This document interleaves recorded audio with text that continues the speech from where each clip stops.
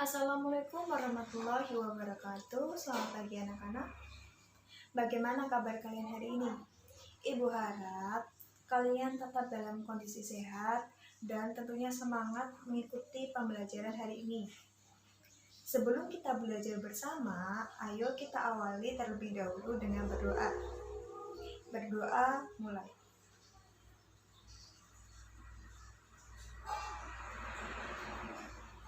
Berdoa cukup. Nah, anak-anak, hari ini kita akan belajar tema 3, tema 1, pembelajaran ketiga. Kalian bisa buka buku tema masing-masing.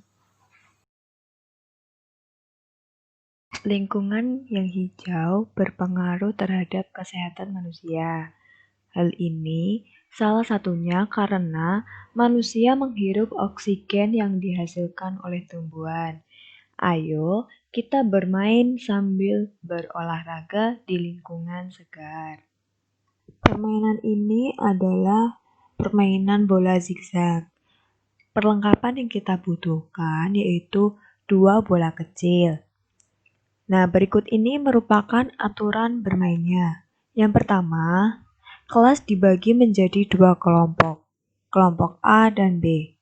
Lalu selanjutnya, setiap kelompok berbaris menghadap ke depan dan berhitung 1, 2, 3, 4, dan seterusnya. Yang ketiga, kelompok A dan B saling berhadapan.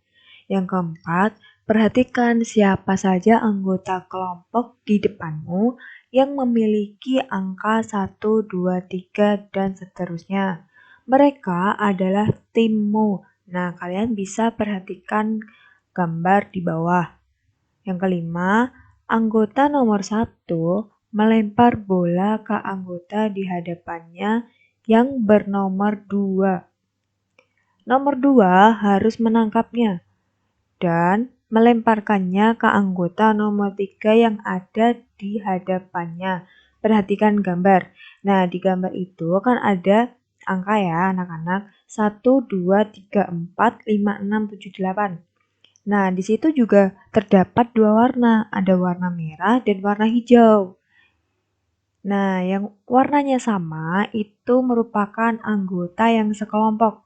Jadi, nomor 1 itu seanggota dengan nomor 2 yang ada di baris depannya.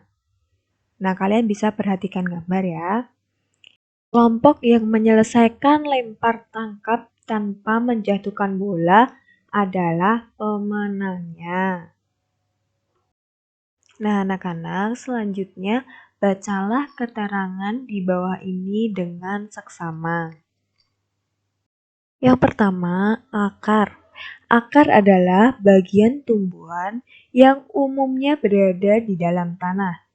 Untuk beberapa jenis tumbuhan, akar juga terdapat di atas tanah bahkan menggantung. Akar berfungsi antara lain sebagai bagian yang mengokohkan tumbuhan. Jika tumbuhan tidak memiliki akar, tumbuhan akan mudah dicabut, mudah roboh ketika diterpa angin, atau hanyut terbawa air ketika turun hujan. Zat-zat mineral dan air yang dibutuhkan untuk membuat makanan diserap oleh akar dari dalam tanah.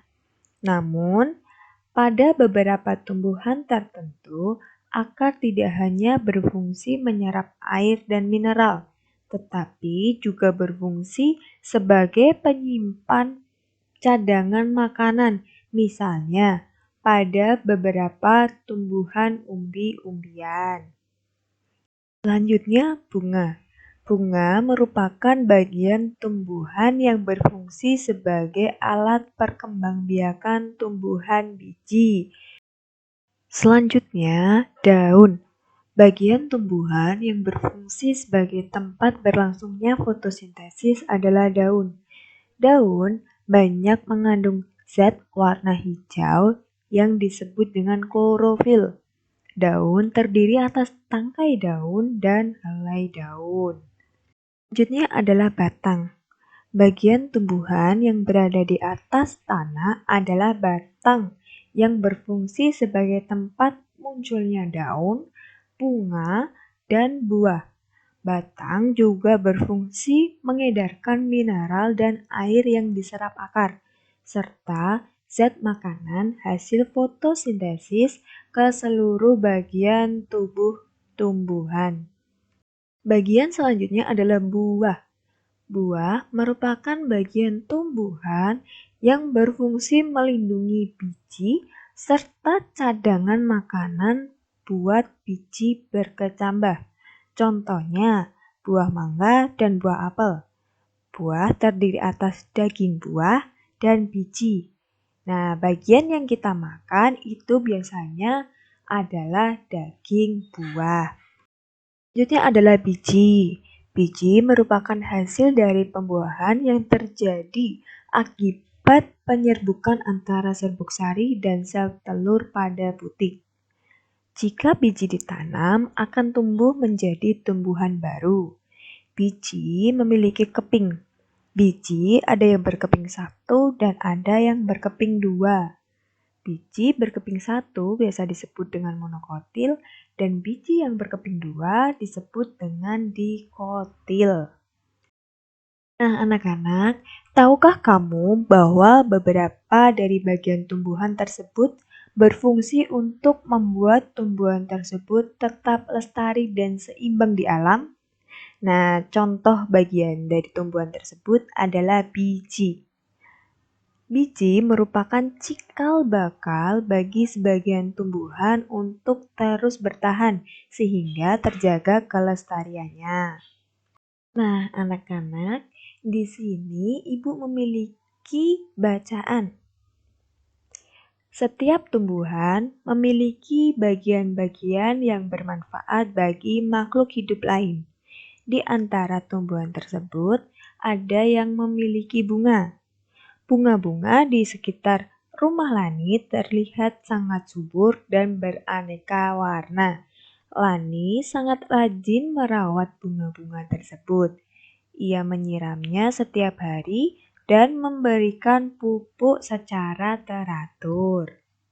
Bunga membuat lingkungan rumah Lani menjadi indah dan sejuk dipandang mata.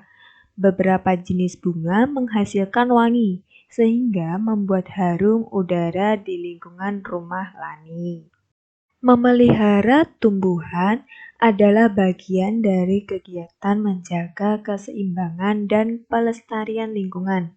Sekarang, kamu akan menanam satu jenis tumbuhan, kemudian merawatnya dan mengamati setiap bagiannya.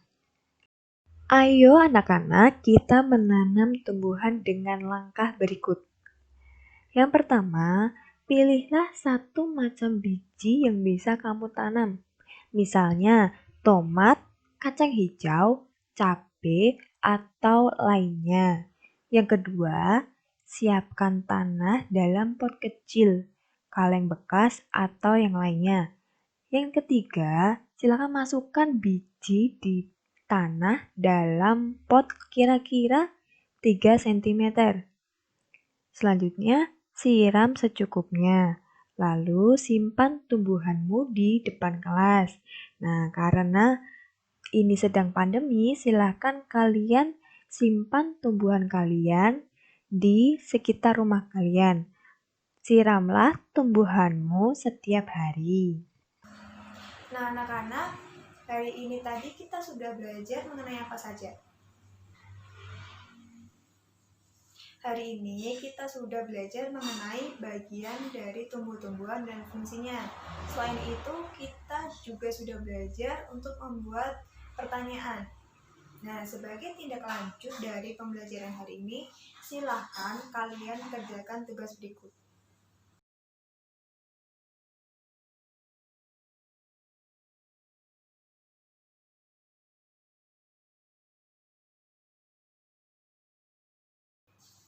Ibu rasa pembelajaran hari ini cukup. Untuk menutup pembelajaran hari ini, kita tutup dengan doa bersama. Berdoa mulai.